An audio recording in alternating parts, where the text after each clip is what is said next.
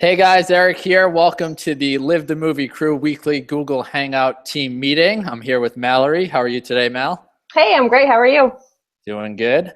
So for those of you watching the Hangout tonight or watching the replay, you're here because either myself or Mallory or one of the other leaders on our team invited you here because you're either a follower of ours on Facebook or on our email list, and you're curious to hear about some of the topics we talk about and also potentially the business system that all of us utilize to develop ourselves and create a life of freedom and choice and be able to live based on our priorities and values. So excited to have you guys here on the Hangout. And today we're going to talk about the topic of responsibility, because regardless of whether you're really excited to get into this online world and run your own business or be affiliated with the business like this, or you're someone that has other things that you're really excited about doing, you can't succeed at a high level in anything if you don't take 100% responsibility for the results that you get. And what's interesting is I think people understand responsibility and what that means in terms of just saying, taking ownership of something. But I think people sometimes get confused of the difference between responsibility and fault, and also how even though something isn't your fault, you still have to take responsibility within a given situation. So that's where I really wanted to start today, is really making that distinction. So there are situations that have come up in your life and will continue to come up in your life that really aren't your fault. So let's say the economy goes down, or let's say somebody robs you or something. Somebody tricks you into giving them money and they skip town or something. If someone was saying something in a believable way and you did something, yeah, maybe it's not your fault. But where the responsibility comes from is based on the situation that you're in. Once you know what the situation is, only you can make the decision of what's going to happen from there. So only you can actually do so. So even if the actual leading cause was not your fault, if you're not willing to take action based on where you are now, you're never going to be able to overcome that. So I'm going to share a quick story, just telling kind of not the difference, but how the two relate.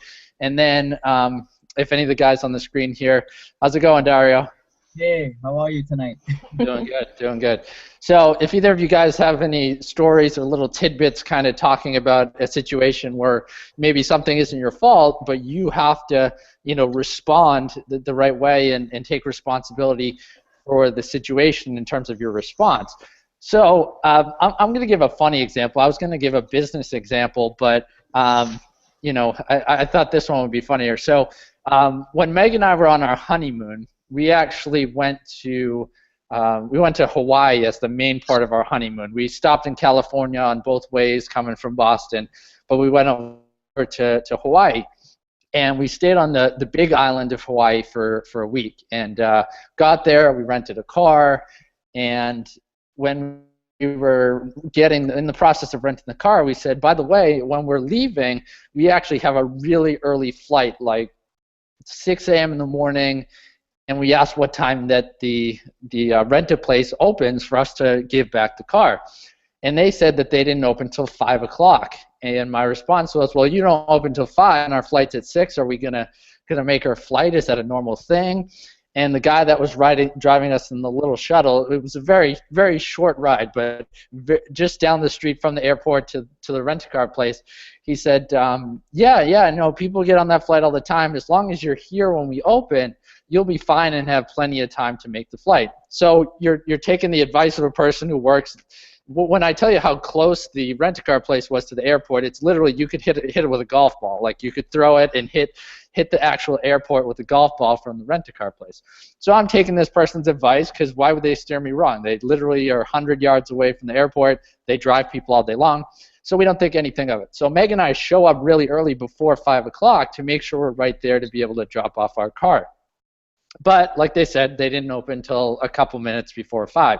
We go in, we drop our car, they look around at it, we get on the first shuttle, and we head over to the airport. By the time we get over to the airport, it's about 5:20. Even though it's literally 100 yards away, they had to check our car, get everybody on the shuttle, and just take the little drive over there because you had to go across the road.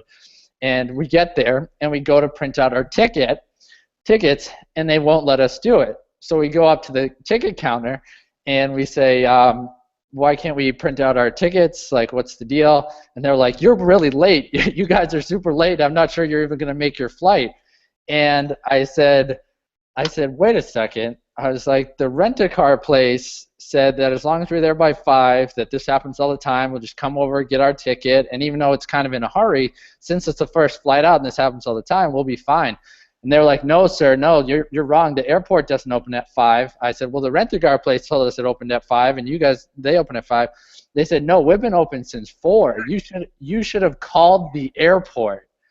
And I said, with all due respect, don't you think that it would make sense for me to trust what the guy said over at the rent-a-car place? He literally is 100 feet away, and he works there, and he deals with this all day long. And he said, sir, the lady said, sir, I'm sorry, but we're not affiliated with the rent-a-car places. And I said, you're not affiliated with the rent-a-car place I could literally hit with the golf ball from 100 yards? She's like, no, you were supposed to be here an hour ago. I don't know if you're going to make it. So that got me all frazzled, got my wife all frazzled. But anyway, we got through security, and we actually made it to the gate before the plane was even taking off because it's a really small airport. So I'm sitting on the plane. I'm a little frazzled, but I had just been reading I think I was reading a Brian Tracy book, and it was he always uses frameworks with numbers. So it was the 21 steps to, I don't know, success or something like that, and one of them was responsibility. So I was trying to think about, how do I take responsibility in this situation? Because who would have thought to actually call the airport and ask what time they're open when, like the rent-a-car guy told me that to be here at 5, the airport's not open till 5. That's just a situation. So when I was sitting there on the airport, I said, on the airplane, I said, how do I take responsibility for this situation? And I said, honestly, this is really not my fault because, you can't be certain of everything. You can't call everybody every time to make sure this is right and this is right and this is right, because then you never ever get anything done. And I said, the only way for me to take responsibility of this situation is to tell this story to other people in a constructive way as an example to show the difference between my fault versus taking responsibility, and telling them that if they're ever at a very early flight at an airport that's very close to the time the airport opens, make sure to figure out, are they actually going to make it in time, where do they have to be, and whatever. So ever since then, for the last couple of years, I give that as an example of responsibility, and I also share that story when people have a really early flight. So again, coming back to the fault and responsibility, there was not much I could do in terms of the situation. Really wasn't my fault, but I responded the right way. We responded the right way. We got on the plane, but then we share that story as a lesson learned so that other people don't mistakenly not go through the proper avenues to look into the situation. So does that, you guys on the screen here, is that a good example of the difference between fault and responsibility? Yeah. Do either of you have an example that you could think of where something wasn't really your fault, but you responded correctly from it and took some action from that point?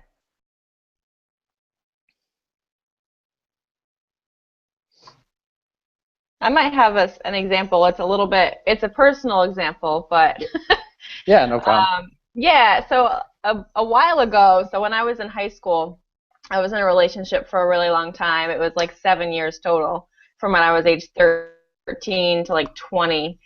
And it ended up being an abusive relationship. So it wasn't my fault that he was abusive, and it didn't really get physical. There was a couple times that it did, but it was mostly like emotional, mental abuse. But what happened was I took responsibility in a sense that I removed myself from the relationship. I said, this isn't right. Nothing against him as a person. He was a great guy.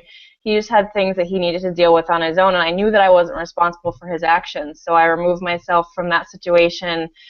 Eventually, it was a long, challenging road, but 7 years ago, I met the love of my life, and now we're married, and I wouldn't be where I am today had I not removed myself from that initial relationship. It wasn't my fault, but I had to take responsibility in a sense that I had to get myself out of the relationship. So.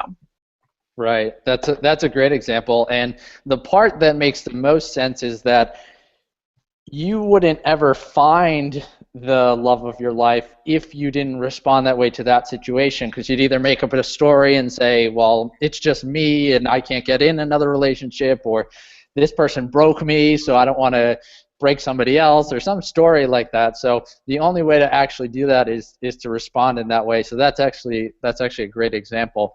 So so that's awesome. So I wanted to lead into the next point in the chapter in my book and how it relates to responsibility. And it's very related to what we just talked about, but it relates kind of to either a lot to like a one-on-one interaction with someone. Is, you can't really control other people, or if you do, you're not really supposed to control other people like we were just talking about. But in every situation, you have to take 100% ownership if you're 50% of every relationship. So if there's a relationship, there's a 50% and 50%, but you have to take 100% ownership of your side of the relationship. So even, again, coming back to the fault, when things aren't your fault, you still have to say to yourself, what role did I play in that? How could I have made that different? Is there a reason that this other person's feeling this way based on something that I said or something that I did? Or again, you can't really take fault of what other people do all the time, but you have to say, what role did you play in a given situation that you're in.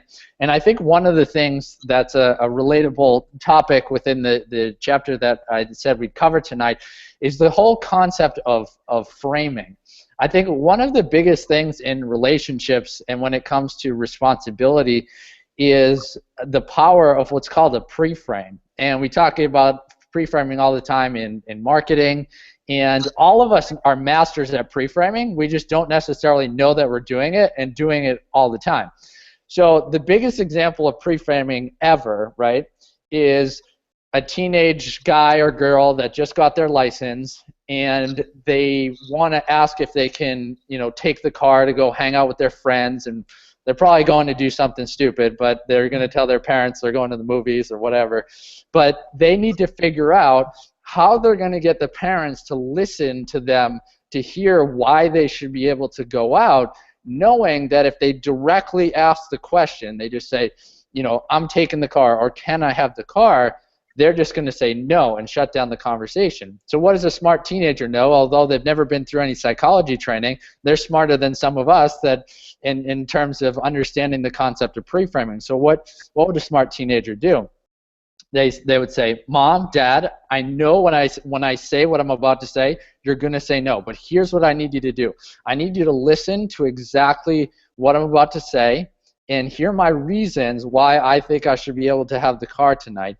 At the end, if you completely hear me out and hear my perspective, and at that point, if you say that you don't think I should be able to do it, then that's fine. But you got to give me the chance to explain why I think I should be able to take the car tonight.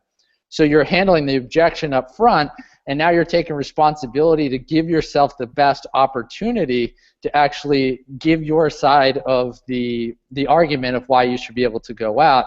A lot of times, though, not just in that that conversation, but a lot of times in conversations, right, we say something very directly to someone without framing it in, then they respond a certain way, and we say, oh, it was them, oh, geez, I knew he was going to say that. My aunt always says that, or so-and-so always does that. Well, if they always do it and you know someone's personality or what they're like or how they can, be influenced or hear you the right way, then it's your responsibility to approach that conversation or that situation in a way that's going to give you the best chance of mutually beneficial results for whatever the conversation might be. Can either of you think of either maybe someone, we're not going to talk negatively about anybody, but just something that you can think of, whether it's a person or a particular situation that you've been in either recently or in a job or something, where if you kind of went direct with the conversation, it might not lead to the result that you want, which would leave you thinking about, oh, there was nothing I could do, it was just that other person, but you took responsibility and were able to, if it were sales, it would be handling objections up front, but basically framing something in so that someone's able to hear what you're trying to say through the filter that you want them to hear it. Can either of you think of a situation?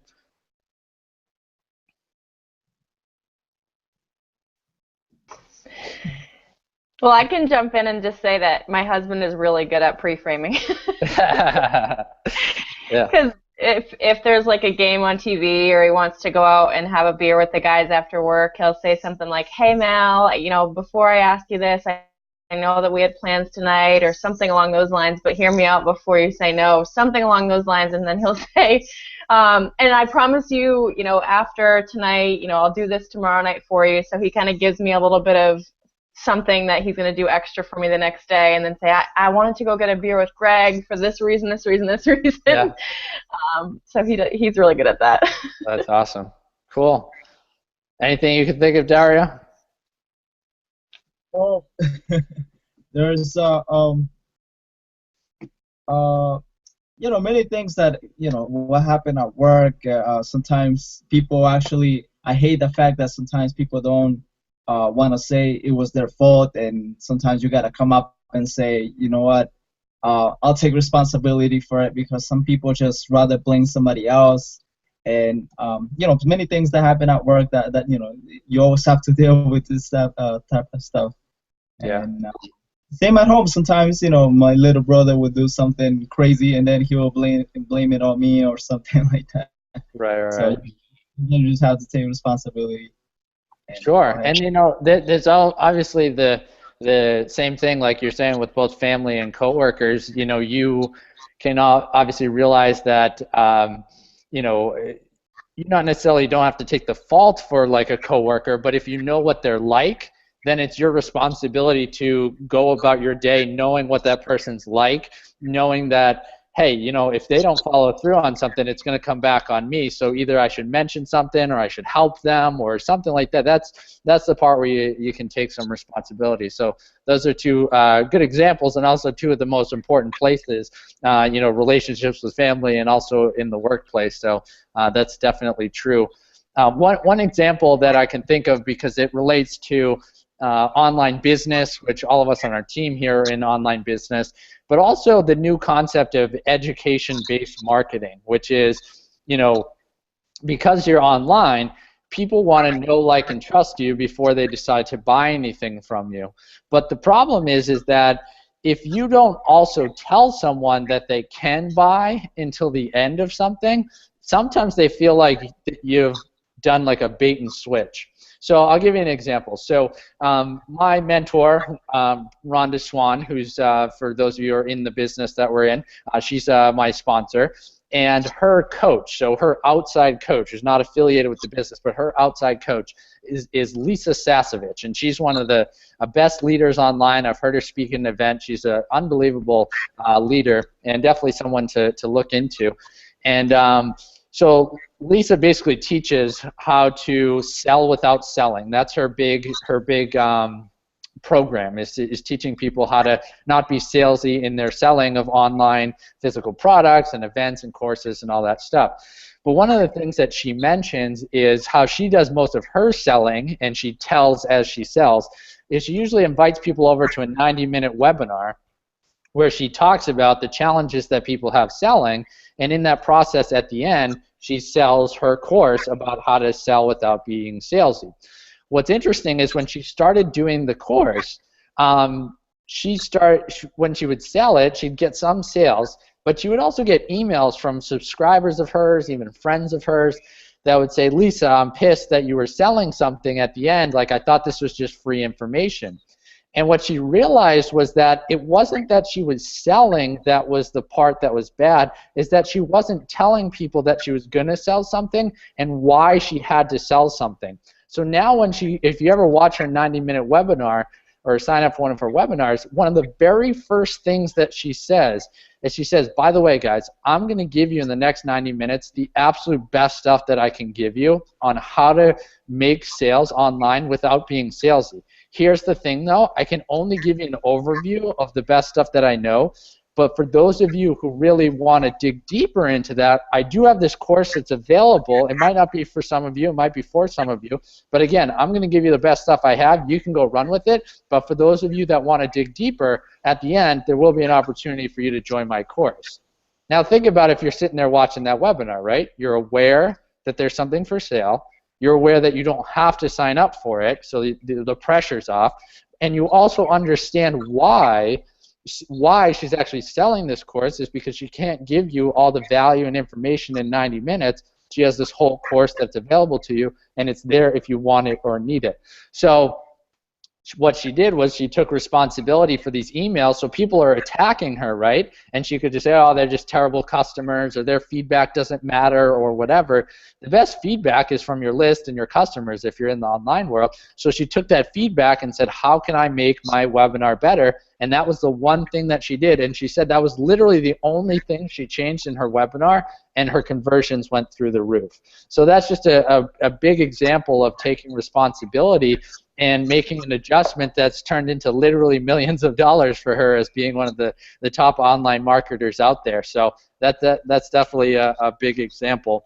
So I just wanted to add one more thing here. So we've talked about, you have to take action, you have to make decisions, you have to pay attention to the role you play in situations. You got to take 100% responsibility for the 50% of any conversation. The other part of that, so we've talked about words, right? We've talked about saying something to frame something in. But I want to talk about communication, not just with words, but with your enthusiasm, right? So with your enthusiasm about something, and also how much you say something. So I'm going to give you another great example, and I'm going to talk about my tagline first. So our team is called the Live the Movie team, and the reason it's called that is because part of this process of leadership and personal leadership in my book, and talking about looking at obstacles as opportunities, that's not exactly fun just to be like, all right, every time something goes wrong, I have to take responsibility and just go for it. So for me, I had to make a fun way of looking at taking ownership of things so that I'd want to follow through, I'd want to overcome things. And the way to do that is I framed in my mind that my life is like a movie, and my customers and my followers and the people that read my book and follow my journey are like the people sitting in a movie theater watching the movie. And if you're someone sitting there in the movie theater and you're seeing me go through some of the challenges, what are you going to want to see next? You're going to want to see the person, when they're down and out, come back and overcome that challenge and be that inspiring protagonist and achieve that goal that they're looking to achieve, but not necessarily for their own benefit, but for who they become in the process. So every time I go through challenges, I think of that. How am I going to react so that my team sees me in a positive light? How am I going to react so that my friends and family see me in a positive light? How am I going to react so the next time I write another book, that's another story from my book? All those different examples. Now, the reason I mentioned this beforehand is it's going to relate to this next story that I'm going to tell. So about a year and a half ago, I got an email from one of my aunts. So my aunt, my brother, my dad's sister, and she said that her sister-in-law, so this is not a relative of mine, it's my aunt's sister-in-law. I do know the person, but my aunt's sister-in-law is a writer, so she writes songs and plays and different things like that, and she's been doing it for a really long time, kind of like the broke kid that goes to Hollywood to become famous and be in movies, or the person who's trying to become the rap star that makes their own CDs and all this stuff, but never really gets out there. So my aunt emails me one time to tell me that even though we're not a relative of theirs, we're invited to her event, and her event was there was it wasn't Broadway, but it was a really well done, expensive production of a musical or a play, but she actually did it. She wrote the whole thing. She wasn't in it, but she wrote the whole thing. So she put this whole thing together and pitched it to the people that had it, and they bought it, and they ran with her script, and now her dream's coming true that her words are getting sung and played on the stage, right? But the email said, hey, if you want to come, you can come, but no big deal, but you can come. So I actually didn't have anything to do that night, but I decided not to go.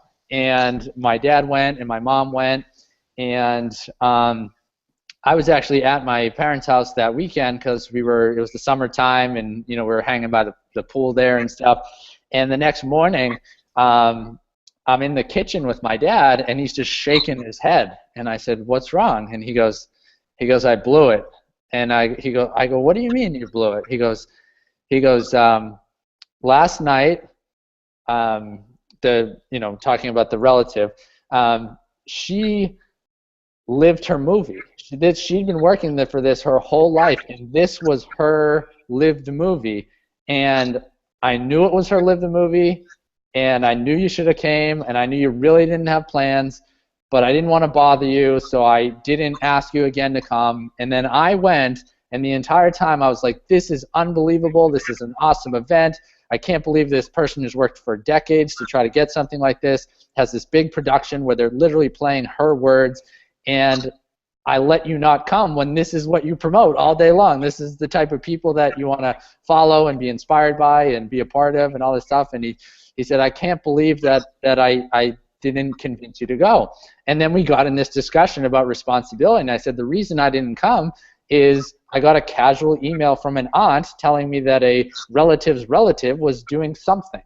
And I'm not blaming my aunt or my dad or anything. I'm just saying that part of convincing people is not just telling them, it's how excited are you? How many times do you tell them? It's like, well, aren't I going to annoy them? But if someone doesn't understand something at the level that you understand because they don't have all the back information, the only thing that they can go by is your words and your enthusiasm.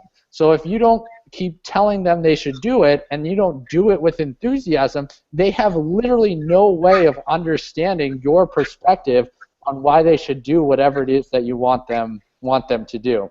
So in my book, we talk about an example of trying to convince someone to come to a concert, and casually saying, "Hey, you want to go to the concert?" "No, not really." "Oh, okay, never mind." And then somebody else says, "Oh my God, you want to go to this concert? We're all going. It's going to be awesome." "No, I'm not interested." "Dude, you got to come. We're all going. It's all people our age. Like, you just got to be there. Dude, you're going to be missing out." "Okay, well, really, I don't know." And you keep coming at the person. And if it was something you were really passionate about and you knew they were totally missing out if they didn't come, you would keep going for it, and you wouldn't be worried about the fact if they got mad at you, because you knew if you gave your best effort to convince them, even if they got mad, you knew you played your role in trying to get them to come. And that's just an example of that. So can either of you guys think of, I know I'm putting you on the spot a bunch of times, but can either of you guys think of an example where you can tell that at some point you convinced somebody of something and it was totally based on how often you told them about it or your enthusiasm about it, and you know for a fact, even after the fact, that if you just asked them one time and not with that same level of enthusiasm, that there's no way they would have done whatever it is you wanted them to do. Go to the event, sign up for this, or just an example of those things. Well, I could share some stuff. Yeah, go for it. I feel that, well, it's not really based on like doing something like or going somewhere literally, but every time, let's say I will read a book, a book that really I really liked or impacted me in a good positive way. So I always would every time I talk to a friend or anybody, I would just say, with enthusiasm, you should really get this book. It helped me a lot. And some people won't really understand how, what do you mean just reading a book would, make you better a person or anything like that. But I have, a couple of my friends that actually read the books that I told them to read, and they're actually now thanking me. "Oh, like, thank you so much. That was a really good book that you mentioned." But I feel that, people will not understand the feeling that you actually have until they actually do it. So that's something I thought about. Yeah, that's a great example, and that is the problem in and of itself, is if you know that a book has such a great impact on you, but they won't know that for themselves until they read it. The only thing you can do is convince them to read it. So the only way they're going to do that is your excitement and enthusiasm and the number of times you ask them to read the book. It can't be the content of the book, because they have to actually go and read it. And that's what it really comes down to. I can think of one more example, and then we'll. So I'm going to share one more example related to what Dario kind of just said, and then if either of you guys have anything else you could think of about responsibility you want to share, you can definitely do so after my story. And then we're just going to mention more details about our event, the whens and wheres and all that stuff. And then I'll be posting in the group in the next few days where people can go to sign up if they're not already signed up, because only the leaders are signed up at this point. But so my story is, I actually have a friend of mine, and he doesn't mind me telling this story. He's actually a coaching client of mine.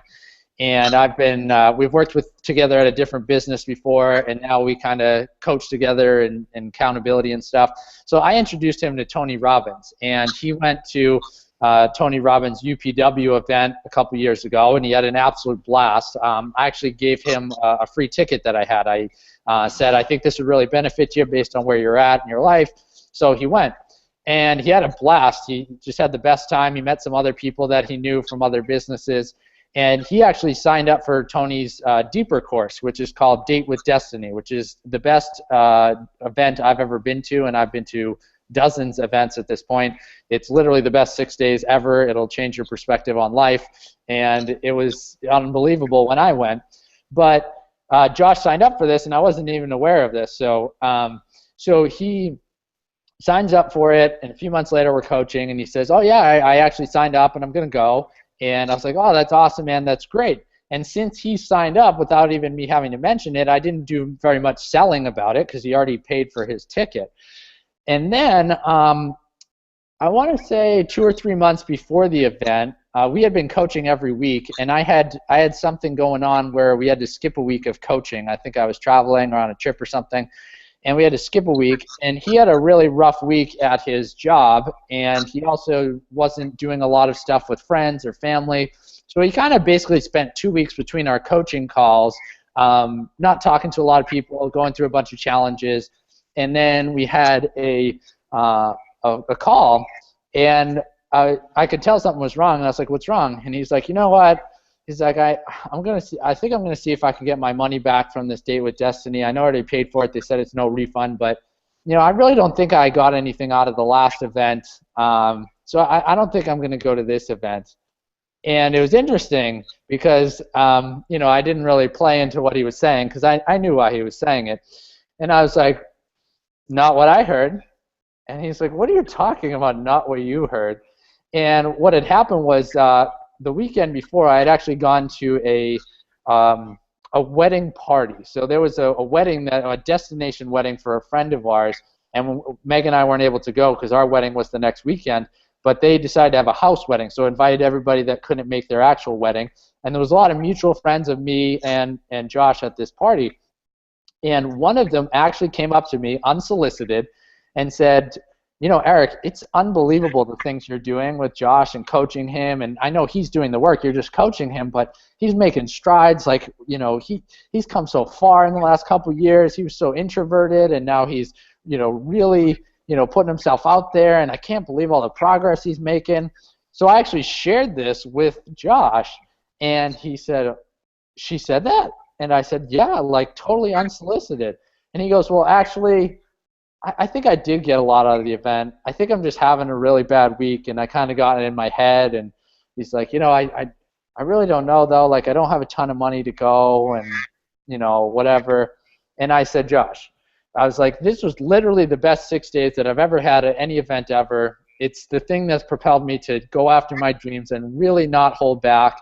And I got to tell you, and I said this to him, and think about if there's something you believe in so bad that you'd be willing to do this. And I was willing to do that. I've never done this before, but I said, if you go to the event and you cannot come back and tell me that it was the best event you've ever been to, I will give you your money back, which is like thousands of dollars.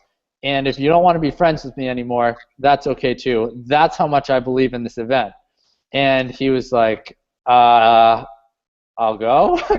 And it was funny because it was like, all right, well, he knows me, and he knows there's no way that he won't have the best time ever because I'm putting our friendship and like thousands of dollars on the line knowing that he's going to have a good time. And of course he went. He was out of his mind, had the best time ever. My brother actually went too, and he roomed with them. And my brother actually got mad because in the middle of the night, Josh is up like doing all these like moves and different things that Tony teaches them, and he's like out of his mind having the best time ever. And think about that, right? That was me taking responsibility, and there's no way of Josh knowing what he's going to get out of the event until he goes. And the only thing he can go off of is my enthusiasm, my guarantees, my belief, and all that stuff. And that convinced him to go. He had a ton of breakthroughs, and he's been on the road to more and more breakthroughs, because of that. But if it wasn't for me, I mean, he did the work. He went to the event. He paid for the ticket. I'm not trying to take credit for anything he did. But he wouldn't have got that opportunity if I didn't take responsibility and actually convince him to still go to the event. So just one more example of that. So those are the main things about responsibility that I teach to coaching clients or people on our team, and also in my book.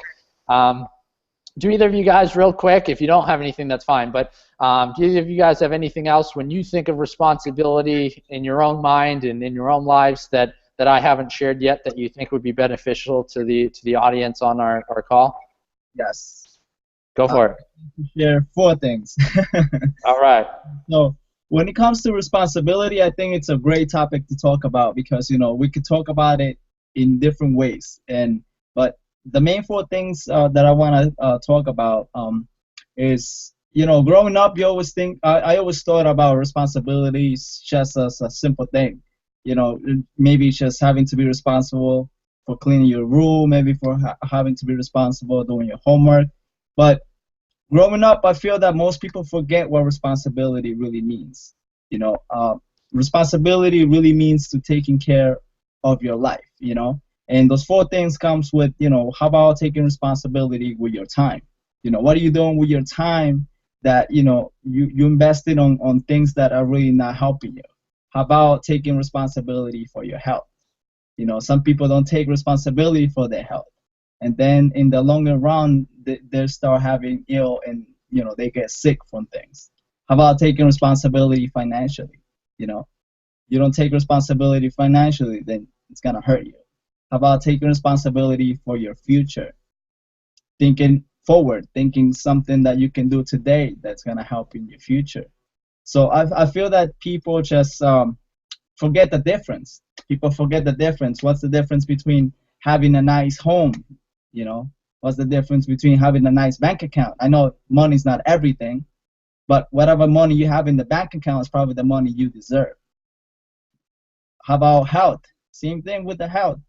Same thing for your future.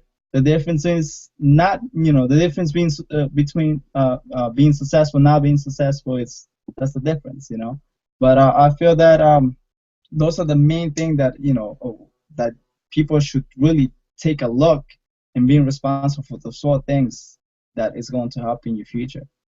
What do you think?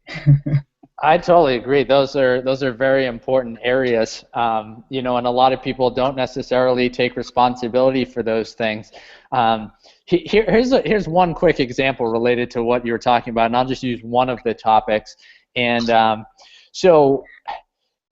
then we'll get to our event for real quick before we close out. So. One of the things is a lot of people when they get out of college, if they're a good student, they might get a good paying job and not have a lot of responsibilities yet, and they don't have kids, and they have an apartment, but it's not really expensive. And a lot of times you'll find that, a lot of my family's in the accounting field, so you have people come in to do their taxes and all that stuff. And a lot of times some of my family members they'll find that the parents come to get their taxes done, and the kids will come to, and they find that a lot of people in their mid to late 20s are making whatever amount of money, $50,000, $70,000, $80,000 a year at a good job, but yet they don't want to invest any money into retirement or anything like that. And my relatives will ask, well, do you want to open a Roth IRA or some sort of retirement plan? They said, oh, I can't do that. I spent all my money like I spent all my money. And it's like, well, what are you spending all your money on, And one of the things is, there's a difference between what you need and what you've decided that you want. And one of the biggest examples, and I see this all the time, right, with, I still have friends that do it. My brother's a few years younger than me, so he's still kind of in that phase with some of his friends. And there's nothing wrong with what I'm about to say. It's just the way you look at it. And, a lot of people that age, they go to the bar every Friday and Saturday night and drop $100 every Friday and Saturday night, which is interesting. If you drop $200 a weekend, that's $10,000 a year. And what's interesting is most people do that unconsciously and just say those $200 are a necessity. Now, you can drink and you can spend $200 a weekend on drinks. I can't tell you not to. That's up to you. But the way you point it in your own mind, you say that those $200 a week is required. It's not required, it's a choice. And until you see it as a choice, you're not able to take responsibility for your money in that example. Because if you decided one day, you say, money's more important to me, all of a sudden you have $10,000 that you could save for a house or invest or all that stuff. But it's just a way of thinking. It's not necessarily about the behavior. It's a way of thinking and seeing that some of the money that people spend, they are counting it as a need when it's really, really a want. So, just taking responsibility for those things. So that's just one of the topics that you said, Dario, but that's an example I can think of. That's definitely true, though, because everything gets compounded. In the longer run, you losing a lot of money, and also even if you save in at least 10%, you're still gonna make a lot of money in the longer run. So everything gets compounded for sure. Yeah. Absolutely. So just wanted to wrap up here quickly talking about our event. So our event, since we were just talking about another event, our event is actually going to be February 12th to the 14th. It's going to be February 12th to the 14th. I know that that Sunday is Valentine's Day.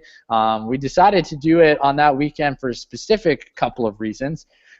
One is because it's a long weekend, so those of you that have jobs might not have might have off on Monday, some might not, but there's an opportunity that you might have off President's Day, so we wanted to kind of slide that in there.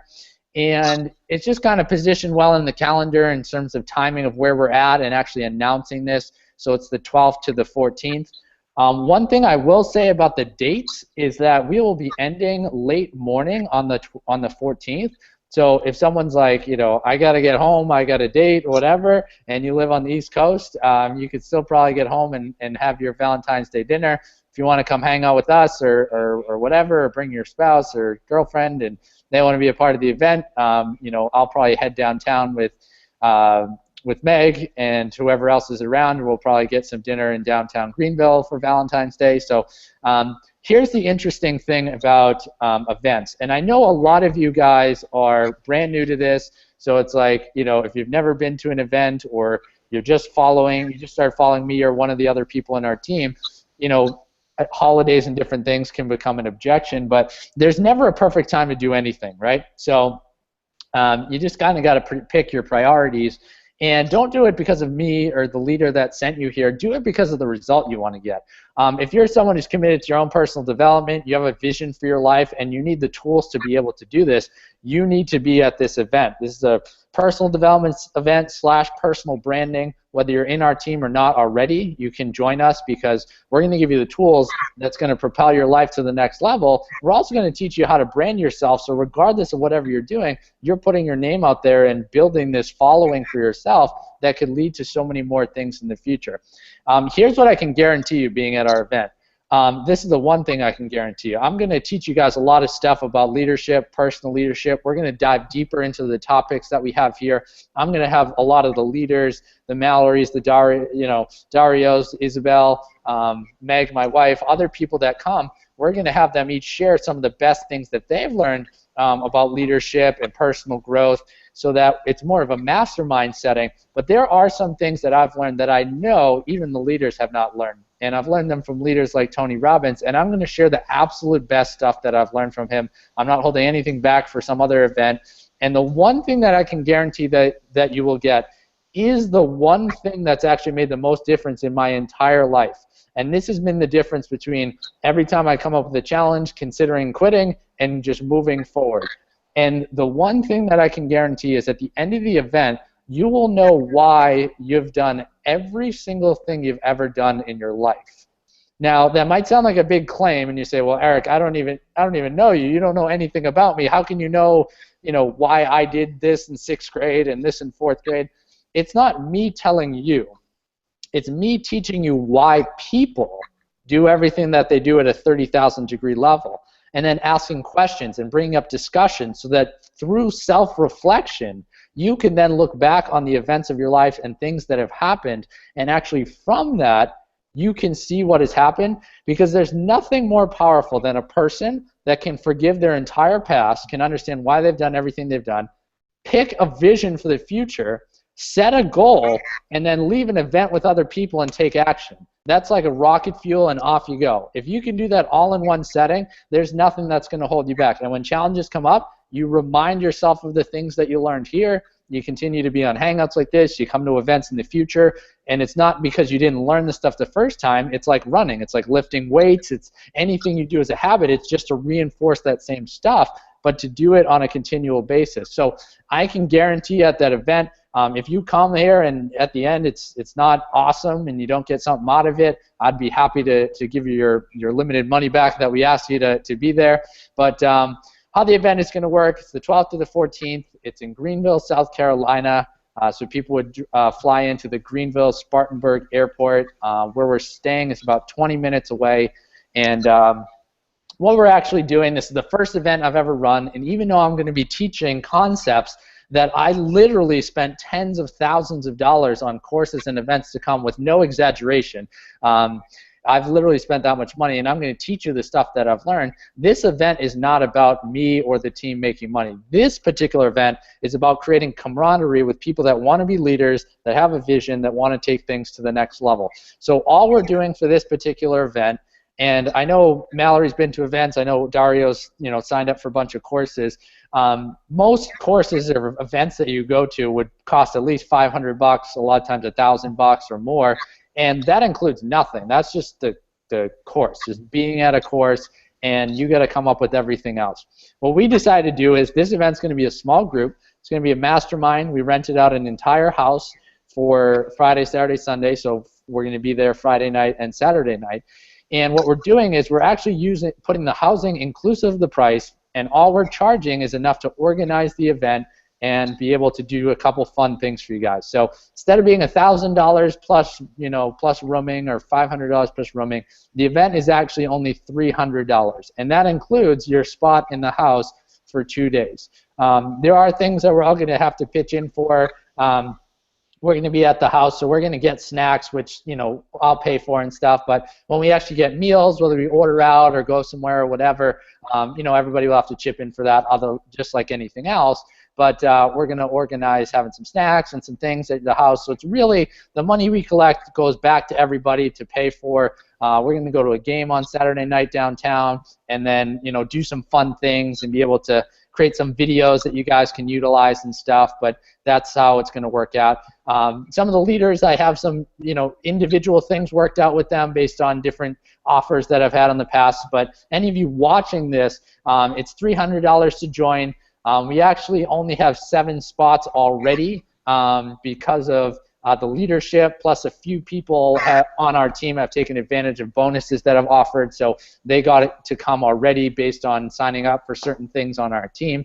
So we already have, no one's officially signed up, but we already have the spots spoken for all the spots except for 7 spots. So if you're interested, I'll be posting in our team groups and also in the Eric Lives in Movie community a link where to hear full details about it and actually to sign yourself up. And this is not an event where I'm behind a screen and all that stuff. So if someone's watching this, or someone on your team members or family or friends have questions and they're interested, I'm available online to chat with people to give them the full details, because I know people aren't as familiar with me or some of you guys as we get started. And if someone wants to make the commitment to come, I want to make sure they know exactly what they're doing. So I'm going to wrap up here in just a sec. If anyone's interested and doesn't want to wait for the details to come out and want to be notified right away, if you go to ericlivethemoviecrew.com and just submit your name and email address, so ericlivethemoviecrew.com. If you go to that website and submit your first name and email address, As soon as I put out the details, they'll get emailed to you. But if you're in our groups, then I'll post it in there as well. So just to wrap up real quick, Mallory, what would you say to people if they've been following us for a little bit? They're either on our team, just joined our team, or there's someone just watching from the outside on one of our email lists, but they're intrigued by hearing about, some of the topics we've been covered for the last couple weeks. They want an accountability group. They're considering coming to the event, and I'm sure there's the objections of the time, and we've kind of handled the money objection. It's not a lot of money, but even if it is for some people, what would you say? You've been to a bunch of events. We've been to events together. What would you say to someone if they're ready to take that next step, but they're a little nervous or scared, and just put themselves out there to come to an event? I would say if any part of you is even thinking or considering going to this event, just do it, because that small part of you that wants to come or thinks that it will be beneficial for you to come is the part of you that wants a better life for your future and wants to make a change and be positively impacted by other people. And live events, just in my history of going to live events, I've always, and this isn't an exaggeration, I've always had an improvement in my results. Most of the events that I've been to are for sales, but I've always had an improvement in my results after the event because of the things that I've learned and the people that I've learned from. So having Eric as our leader is just incredible because like he said, he spent tens of thousands of dollars on learning this stuff, and he's going to share with us the things that he learned that could literally change your life for the better. So if you're thinking about it, don't think anymore. Just come, because it's going to be totally worth it, and it's going to be an awesome event. I can't wait. I'm so excited. Cool. And then real quick, Dario, I know, I'm not sure if you've been to events. I'm sure you might have, but excuse me. I know you've signed up for a bunch of courses and you follow a lot of people. How have you kind of approached that when you're at the point where, like, you see something, whether it's a course online or an event or something, and you know it's the right thing for you, but you're a little nervous? Like, how do you approach that and get yourself to take that action? Well, honestly, I'm always searching for something that I can learn from. Yeah. So I think this event is definitely going to be a great opportunity in getting a chance to meet everybody.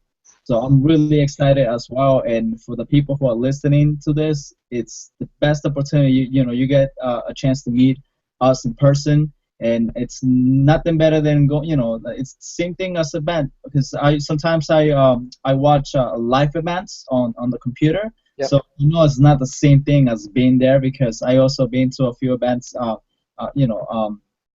personally, and it's life changing. You learn so many things that you learn so much things that could actually change you as a person, and you actually go for the right information. You find the right information that you're looking for. So it's great, definitely great.